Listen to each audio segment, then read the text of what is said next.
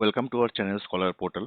তো বন্ধুরা, তোমরা যারা 2026 যারা আহ, মাধ্যমিক পরীক্ষাটা দেবে, তো তোমরা আশা করি প্রত্যেকেরই প্রিপারেশন খুব ভালোভাবে নিচ্ছ। এখন শেষ মুহূর্তে তোমাদের অনেক প্র্যাকটিস চলছে। তো 2026-এ যে তোমাদের যে ম্যাথসের যে চ্যাপ্টার আছে ভেরিয়েশন, সেখান থেকে দেখো একটা ইম্পর্টেন্ট একটা প্রশ্ন নিয়ে আজকে একটু আলোচনা করব।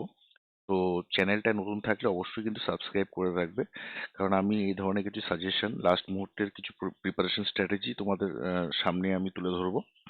তো আশা করি তোমাদের ভালো লাগবে।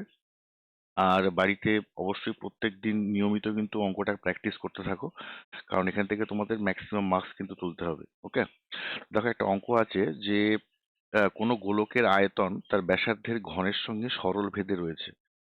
তো যদি 3 সেন্টিমিটার, 4 সেন্টিমিটার, 5 সেন্টিমিটার দৈর্ঘ্যের ব্যাসার্ধে তিনটি নিরেট গোলককে, মানে ছোট গোলককে গলিয়ে একটা নতুন নিরেট গোলক তৈরি করা হয় এবং গলানোর ফলে আয়তনের কোনো পরিবর্তন না হয়, তবে নতুন গোলকটির ব্যাসের দৈর্ঘ্য নির্ণয় করো।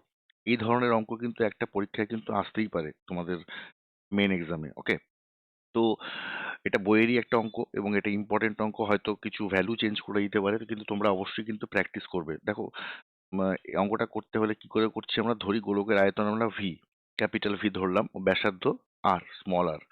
তাহলে এখন প্রশ্ন অনুসারে কি বলা আছে, যে আয়তন তার ব্যাসার্ধের ঘনের সঙ্গে সরলভেদে আছে। তার মানে আয়তন V is proportional to r cube.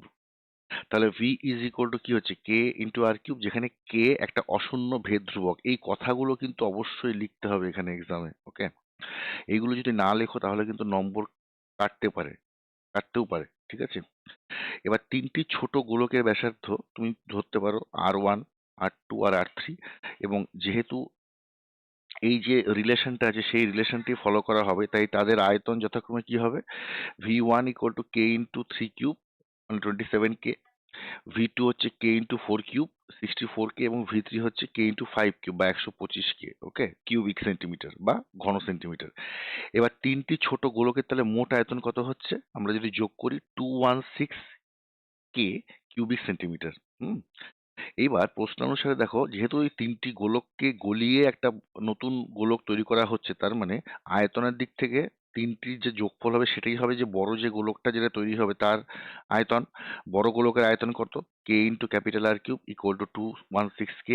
এখান থেকে আর এর ভ্যালু তুমি পাবে 6 সেন্টিমিটার, অর্থাৎ নতুন যে গোলকটা, তার মানে যেটা তৈরি হবে তার ব্যাসার্ধ হচ্ছে 6 সেন্টিমিটার। তার ব্যাস কত, 2 ইন্টু ব্যাসার্ধ, দ্যাট ইজ 12 সেন্টিমিটার। ঠিক আছে, সিম্পল অঙ্ক। তো এই ধরনের অঙ্ক কিন্তু পরীক্ষায় আসতে পারে। আমি এর পরবর্তী ভিডিওগুলোতে ম্যাথস এবং সায়েন্সের প্রয়োজনীয় যে ইম্পর্টেন্ট যে প্রশ্নগুলো বা সাজেশনগুলো নিয়ে আমি আনার চেষ্টা করব। তো তোমরা চ্যানেলটাকে ফলো করবে এবং ভিডিওগুলোকে দেখবে, আর অবশ্যই চ্যানেলটাকে সাবস্ক্রাইব করে নেবে। ওকে, চলো আবার দেখা হবে পরবর্তী কোনো ভিডিওতে। Thank you.